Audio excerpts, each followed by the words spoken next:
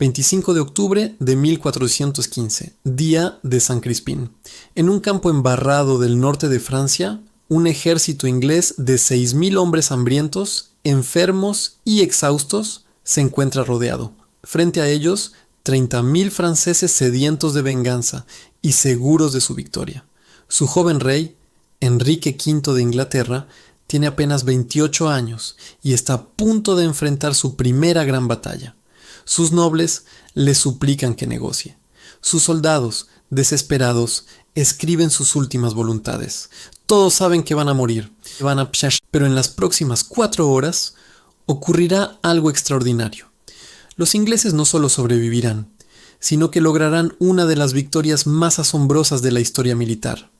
Miles de nobles franceses morirán ahogados en el barro, aplastados bajo el peso de sus propias armaduras, mientras los arqueros ingleses de origen humilde se convierten en una leyenda inmortal. Esta es la historia completa de Agincourt, los orígenes, el desarrollo y las consecuencias de la batalla que Shakespeare inmortalizaría y que los estrategas militares estudian hasta el día de hoy.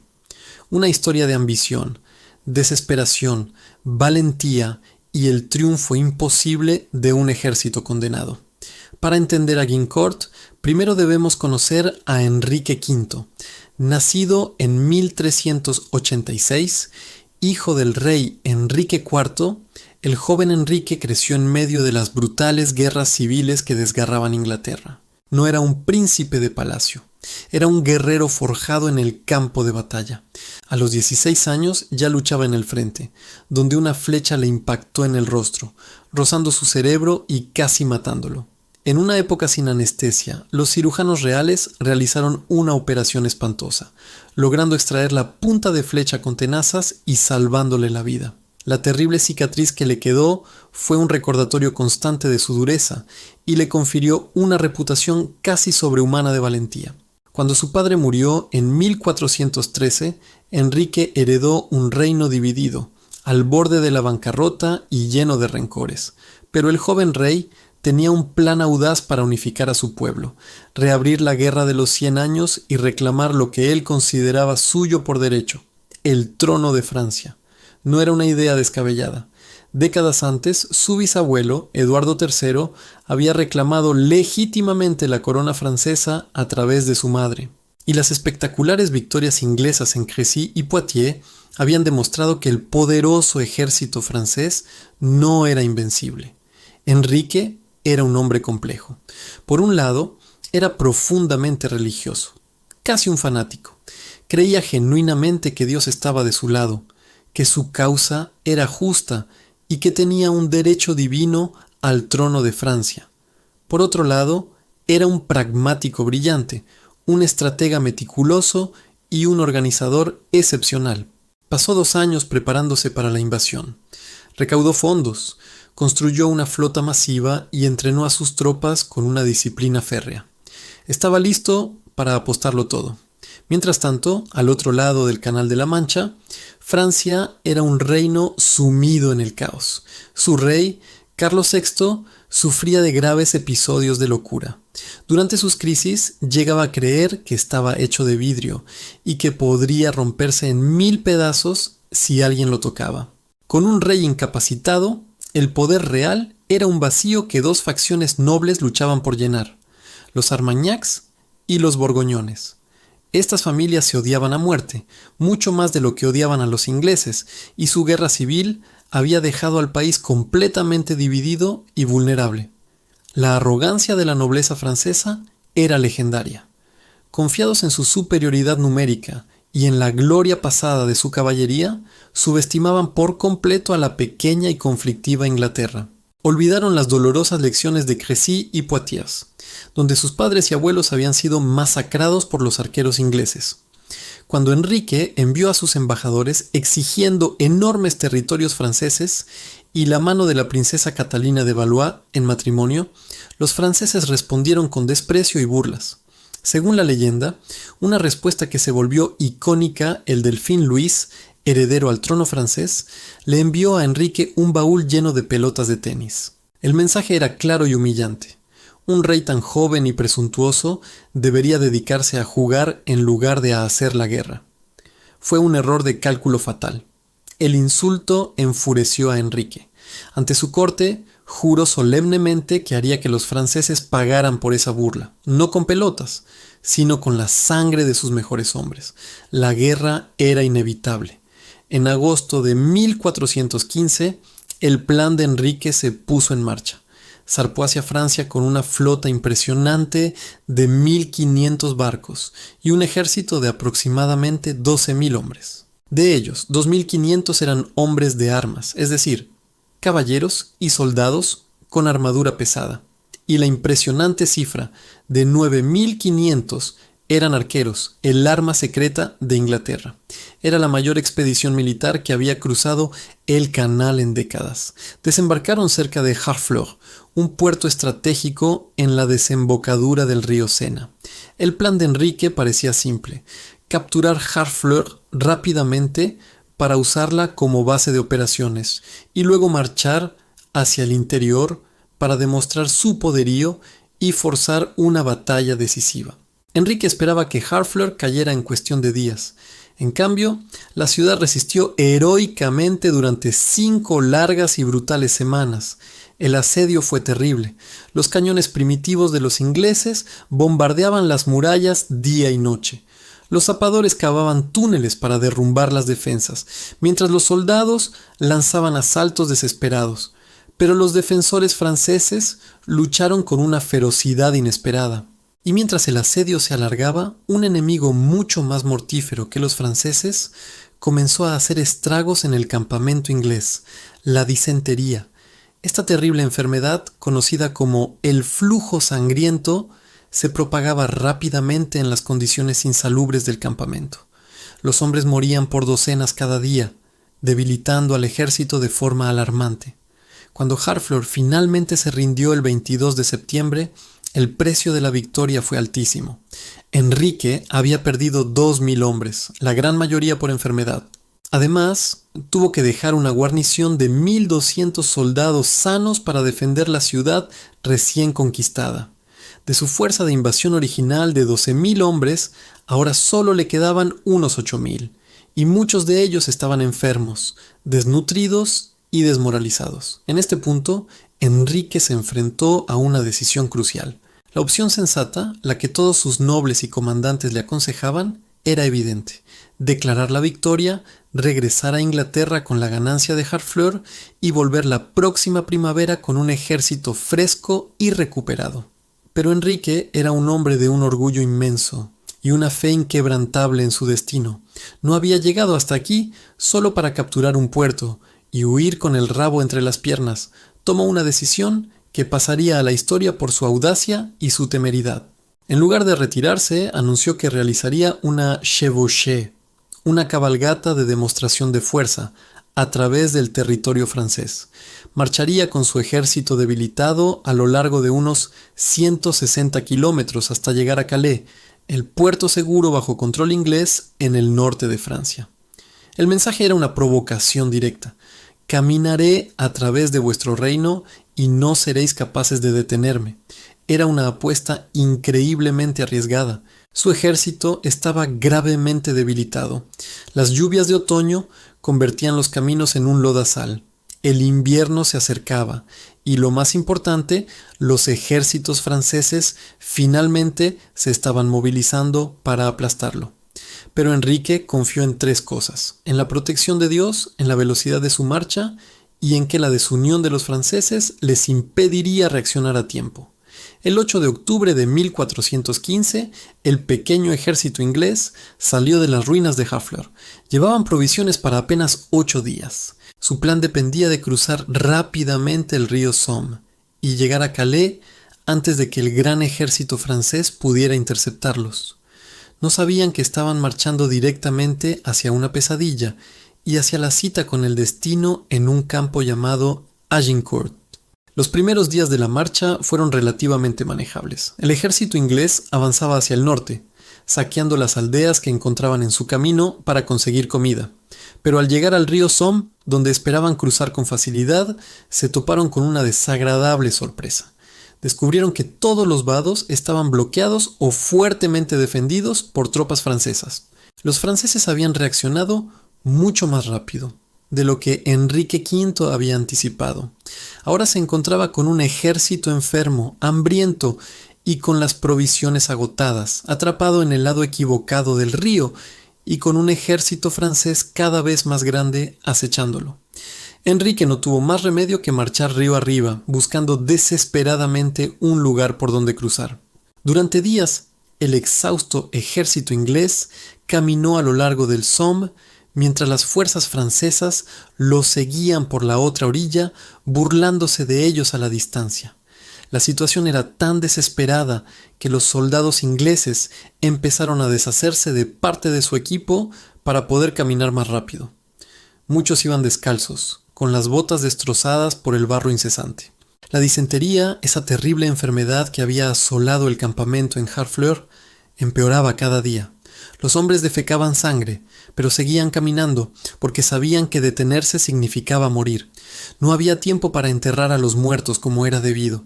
El ejército dejaba tras de sí un rastro de cadáveres, un camino de desesperación. Finalmente, después de 6 largos días marchando río arriba, mucho más hacia el interior de lo que habían planeado, los exploradores ingleses encontraron un vado que estaba poco vigilado. En la noche del 19 de octubre, el ejército comenzó el peligroso cruce. Repararon un puente destruido usando las puertas de una aldea cercana y vadearon el río en la oscuridad. Fue una operación agotadora y peligrosa, pero al amanecer del 20 de octubre estaban al otro lado. Ahora, el puerto seguro de Calais estaba a solo 80 kilómetros de distancia. Si lograban llegar antes de que los franceses los alcanzaran, estarían a salvo. Pero la esperanza duró poco. Los exploradores trajeron noticias terribles. Un ejército francés masivo se había reunido y ahora bloqueaba el camino hacia Calais. Los ingleses estaban completamente atrapados. No había escapatoria. Los franceses habían pasado semanas reuniendo fuerzas de todo el reino.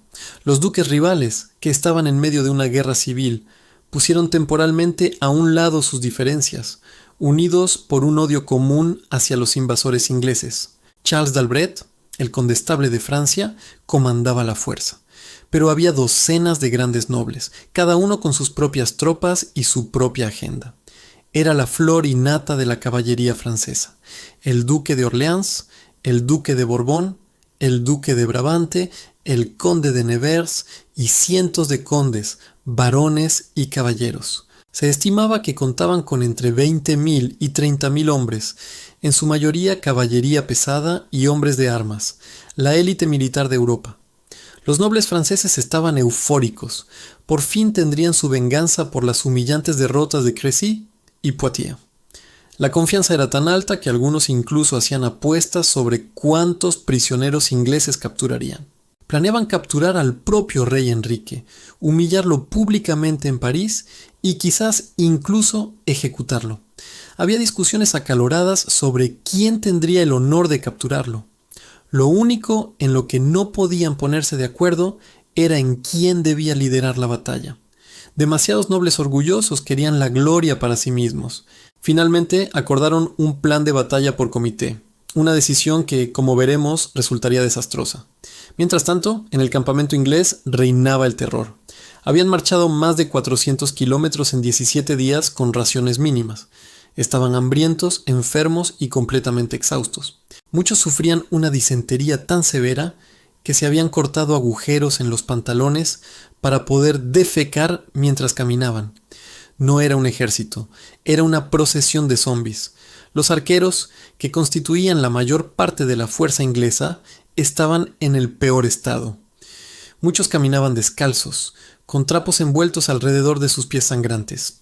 Pero a pesar de todo, aún llevaban sus preciados arcos largos y sus flechas. Cada arquero portaba 2 aljabas con 24 flechas cada una, 48 en total, y una estaca de madera afilada que clavarían en el suelo para defenderse de las cargas de la caballería. El 24 de octubre, los dos ejércitos finalmente se avistaron cerca del pueblo de Agincourt. Los ingleses acamparon en un lugar, los franceses a menos de 1 kilómetro de distancia. Esa noche fue una de las más largas de la historia militar. Los ingleses estaban convencidos de que morirían al día siguiente. Los sacerdotes escucharon miles de confesiones. Los hombres escribieron testamentos en trozos de pergamino. Algunos enterraron sus pocas posesiones valiosas, con la vana esperanza de que tal vez sus familias pudieran recuperarlas algún día. El rey Enrique caminó entre sus tropas, hablando con los hombres, rezando con ellos. Les dijo que lucharían por su rey, por Inglaterra y por Dios, que si morían ese día, morirían con honor. Nadie durmió mucho esa noche. Del otro lado, en el campamento francés, la atmósfera era completamente diferente. Celebraban, bebían, apostaban y se jactaban de lo que harían al día siguiente.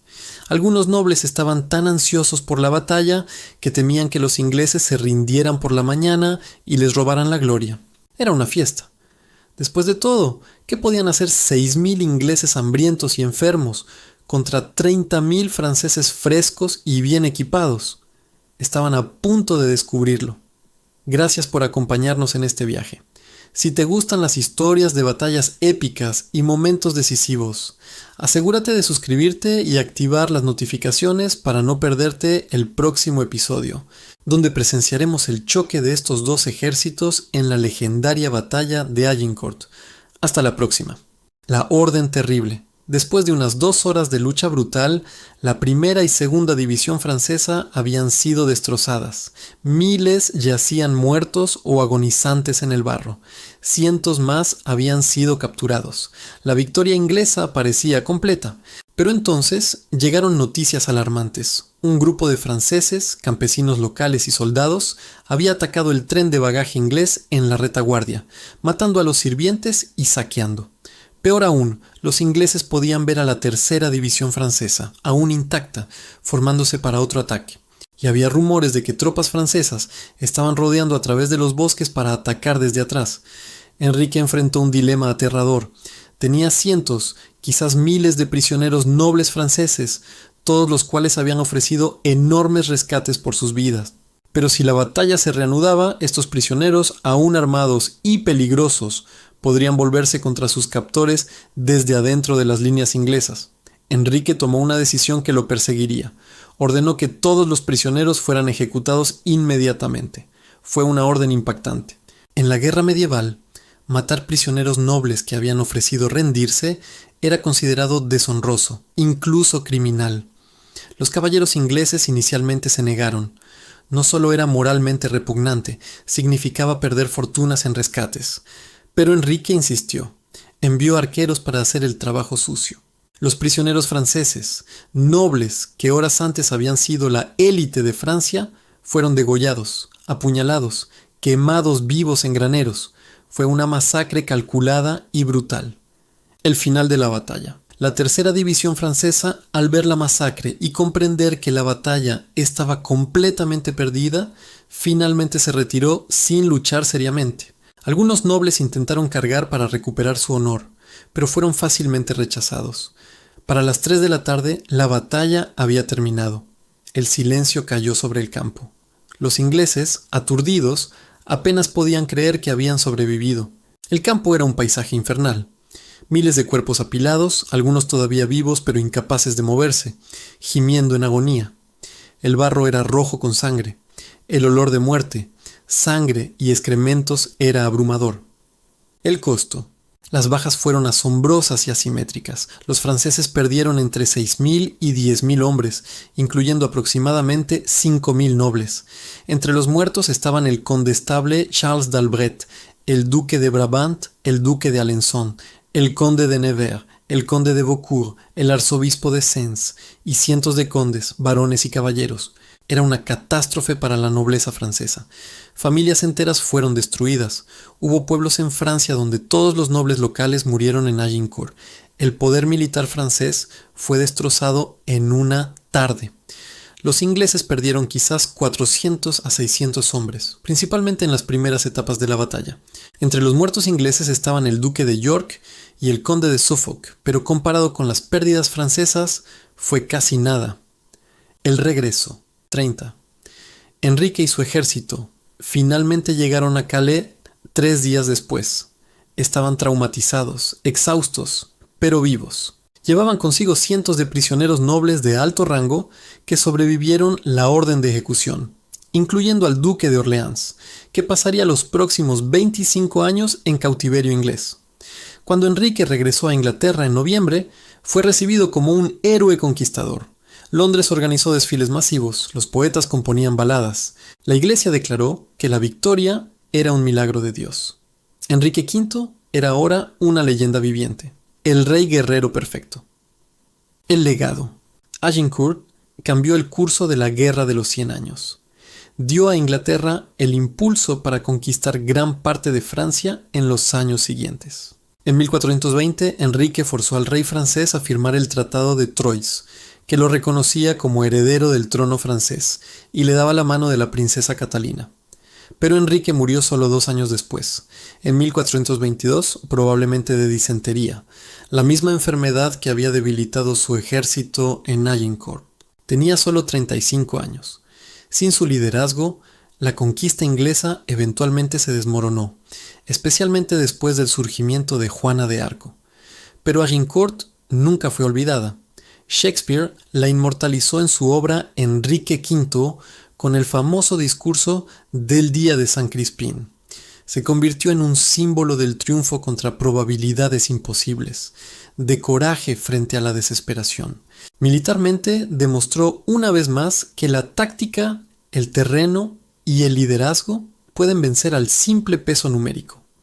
El arco largo inglés demostró su supremacía sobre la caballería medieval pesada, pero también mostró el lado oscuro de la guerra, la masacre de prisioneros, la brutalidad sin sentido, el horror del combate medieval. Agincourt fue una victoria inglesa, sí, pero fue una tragedia humana. Miles de hombres murieron ahogados en barro, aplastados bajo armaduras en un campo en Francia. Por ambición, por orgullo, por el capricho de reyes. Y todo comenzó porque un joven rey decidió que un día lluvioso en octubre era un buen día para desafiar a Dios y a las probabilidades. Si te gustó el video, da like, suscríbete para más videos. Es el 25 de octubre de 1415, día de San Crispín. El amanecer llega frío, lluvioso. Ha llovido toda la noche y el campo entre los dos ejércitos es un lodazal. Este terreno va a ser clave. Es un campo recién arado, flanqueado por 2 bosques densos que comprimen el frente de batalla a solo unos 900 metros de ancho. Un cuello de botella mortal. El rey Enrique V forma a su ejército con una precisión quirúrgica. Coloca a sus hombres de armas, los caballeros, en el centro, divididos en 3 batallones comandados por él mismo, el duque de York y el conde de Oxford. Pero el verdadero corazón de su fuerza, su arma secreta, son los arqueros. Miles de ellos, colocados en formaciones de cuña en los flancos y entre las divisiones de caballeros. Cada uno clava en el barro su estaca afilada, creando una improvisada muralla de púas. Y luego esperan. Las órdenes de Enrique son claras: no malgasten ni una flecha. Esperen mi señal, y cuando disparen, apunten a los caballos. Frente a ellos, el ejército francés es un espectáculo sobrecogedor. Se organizan en 3 divisiones masivas, una detrás de la otra. La primera línea está formada casi en su totalidad por caballería desmontada. Miles de nobles en armadura completa, listos para avanzar a pie. En sus flancos, 2 alas de caballería montada, preparadas para cargar y hacer trizas a los arqueros ingleses.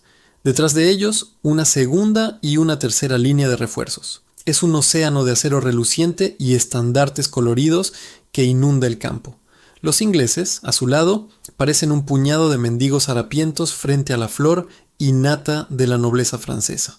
Durante horas, los 2 ejércitos se miran fijamente a través del campo embarrado. La lógica dicta que los ingleses deberían atacar. Están en territorio enemigo, desesperados por llegar al puerto seguro de Calais. Pero Enrique V sabe que su única oportunidad de sobrevivir es luchar a la defensiva, dejar que los franceses se estrellen contra su muro de estacas y flechas.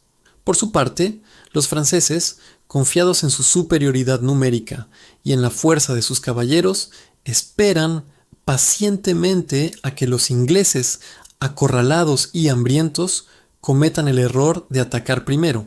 Las horas se arrastran, los hombres permanecen de pie, hundidos en el barro frío, con la mirada clavada en el enemigo.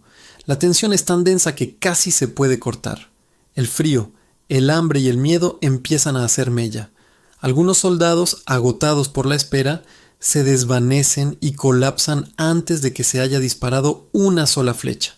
Finalmente, cerca de las 11 de la mañana, Enrique se da cuenta de que no puede esperar más. Los franceses no van a moverse. Si la situación se prolonga, su ejército simplemente se desmoronará por el agotamiento y la inanición. Tiene que forzar la situación. Tiene que provocar la batalla. Da la orden. Con una disciplina férrea, todo el ejército inglés comienza a avanzar. Lentamente, penosamente, a través del barro. Cierran la distancia. Los arqueros arrancan sus estacas del suelo. Caminan unos 300 metros hacia adelante y las clavan de nuevo. Ahora están al alcance de tiro. El aire se tensa. Y entonces los arqueros ingleses tensan sus arcos y sueltan la primera andanada. Miles de flechas silban en el aire y caen como granizo sobre las apretadas filas francesas. Es la provocación perfecta, el insulto que la orgullosa caballería francesa no puede ignorar. Las trompetas francesas responden con un rugido de furia. La caballería montada espolea a sus corceles y comienza la carga. Cientos de caballeros franceses, montados en enormes caballos de guerra, se lanzan al galope. El suelo tiembla bajo sus cascos. El plan es simple y brutal. Una carga devastadora para aplastar a los arqueros de los flancos y abrir paso al resto del ejército. Es una visión aterradora. Un muro de acero y músculo animal que avanza, ganando velocidad. Una avalancha imparable. Pero los arqueros ingleses no se inmutan. Esperan. No son soldados novatos, son profesionales, son granjeros, artesanos, aldeanos que han practicado con el arco largo inglés desde que eran niños. La ley del reino les obligaba a practicar todos los domingos. Son máquinas de disparar, capaces de lanzar de 10 a 12 flechas por minuto con una precisión letal a más de 250 metros. Cuando la caballería francesa entra en el rango efectivo, el infierno se desata. Los sargentos gritan la orden y el cielo se oscurece. Una nube de miles y miles de flechas se eleva y cae sobre los jinetes que cargan. Es una tormenta de muerte. Las flechas de los arcos largos ingleses, con sus puntas de bodkin, pueden perforar la mayoría de las armaduras a corta distancia. Pero su objetivo principal no son los caballeros. Son los caballos, los animales, menos protegidos, caen gritando de dolor, lanzando a sus jinetes al barro. Los caballos heridos, enloquecidos por el pánico, giran, se estampan contra sus compañeros y convierten la carga ordenada en un caos sangriento. En el espacio estrecho entre los dos bosques, con una lluvia constante de proyectiles cayendo sobre ellos, la carga se desintegra. Algunos caballeros, los más afortunados o los más valientes, logran llegar hasta las líneas inglesas, pero son pocos y están completamente desorganizados. Los arqueros que han dejado sus arcos los rodean. Un caballero con armadura completa, desmontado, atascado en el lodo, es sorprendentemente vulnerable contra hombres ágiles, armados con martillos, hachas y cuchillos. Los ingleses los derriban uno a uno, metódicamente, sin piedad. La gran carga de la caballería francesa ha sido un fracaso total y absoluto. Y lo que es peor, los caballos supervivientes, aterrorizados, galopan de vuelta hacia sus propias líneas, sembrando aún más confusión y desorden entre la infantería que se prepara para avanzar. Ahora le toca el turno a la primera gran división de infantería francesa. Miles de hombres de armas, la élite de la nobleza, cubiertos de pies a cabeza con armaduras de placas, avanzan a pie a través del campo de batalla. Es una imagen impresionante. Una marea de metal brillante con estandartes ondeando al viento, la personificación del poder feudal marchando hacia la gloria, pero su avance se convierte en una pesadilla. Moverse con una armadura completa que pesa más de 20 kilos a través de un campo de barro profundo y pegajoso es una tortura. Cada paso es un esfuerzo tremendo. El lodo les llega hasta las rodillas, succionando sus botas, haciéndolos resbalar y caer. Y durante todo este avance agónico, las flechas inglesas no dejan de llover sobre ellos. Una y otra vez, los arqueros disparan sus andanadas. Las flechas no siempre logran penetrar las gruesas armaduras de placas de los nobles, pero los golpean, los desequilibran, los aturden, y muchas encuentran su objetivo en las rendijas, las viseras de los cascos, las axilas, las articulaciones de las rodillas y los codos. Los hombres caen, heridos o muertos, otros tropiezan con los cuerpos de sus compañeros caídos. El frente de la línea francesa, antes tan imponente, comienza a perder su cohesión, convirtiéndose en una masa desorganizada de hombres exhaustos. Cuando finalmente llegan a las líneas inglesas, están sin aliento, cubiertos de barro y completamente desorganizados. El estrecho frente de batalla, limitado por los bosques, se convierte en una trampa mortal. Miles de franceses no pueden luchar a la vez. Solo los que están en la primera fila pueden entrar en combate, pero son aplastados por el empuje de su propia gente desde atrás. Es como intentar pelear en medio de una estampida humana. Los ingleses, en una línea más delgada pero disciplinada y fresca, los reciben con una violencia brutal. Hachas, mazas y espadas chocan contra el acero en una cacofonía ensordecedora. Los franceses del frente, exhaustos y presionados por sus propios compañeros, apenas pueden levantar sus armas para defenderse. Lo que sucede a continuación es una de las masacres más extrañas y horribles de la historia medieval. Los nobles franceses en la primera línea, agotados por la marcha, golpeados por las flechas e incapaces de maniobrar, empiezan a caer, y los que caen al barro no pueden levantarse. Sus pesadas armaduras se convierten en su propio ataúd. El barro profundo los atrapa, y entonces otros caen encima de ellos. Literalmente los caballeros de Francia comienzan a ahogarse en el lodo, aplastados por el peso de sus propias armaduras y los cuerpos de sus camaradas. Algunos mueren asfixiados dentro de sus cascos cerrados, tragando barro. Otros son simplemente aplastados hasta la muerte. Es un final atroz, indigno, aterrador. Al ver el atasco y la confusión, los arqueros ingleses, cuyas flechas ya no son tan efectivas contra la masa compacta, arrojan sus arcos y se lanzan a la refriega. Armados con cuchillos, martillos y hachas cortas, se abalanzan sobre los franceses atrapados. Un arquero con armadura ligera normalmente no tendría ninguna oportunidad contra un caballero en armadura completa, pero un caballero atrapado en el barro, incapaz de moverse, es una presa fácil. Los arqueros se mueven con agilidad entre ellos, los derriban, buscan las rendijas en sus armaduras y los apuñalan sin piedad. Es una carnicería. El campo se transforma en un matadero. Los cuerpos se apilan en montones de 2 y 3 metros de altura. La sangre se mezcla con el barro, creando un lodazal rojizo y nauseabundo. Los hombres resbalan en las vísceras de los caídos. A pesar del desastre, las siguientes oleadas de franceses siguen empujando desde atrás, sin entender lo que pasa en el frente, solo para quedar atrapados en la misma trampa mortal y morir de la misma manera espantosa.